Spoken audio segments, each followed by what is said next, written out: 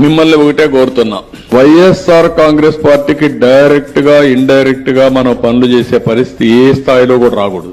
ఇది ఇంప్లిమెంటేషన్ చేసేటప్పుడు మాత్రం కులం గాని, మతం గాని, ప్రాంతం గాని, రాజకీయాలు గాని, పార్టీలు గాని ఇవేవి కూడా చూడొద్దండి.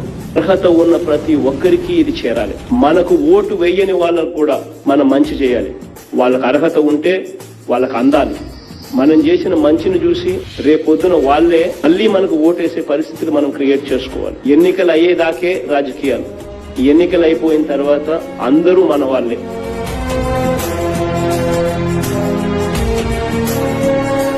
మోస్ట్ ట్రాన్స్పరెంట్ గా నాకు ఓటు వెయ్యని వాడైనా పర్వాలా, if that man is eligible for a house patta, he should be given.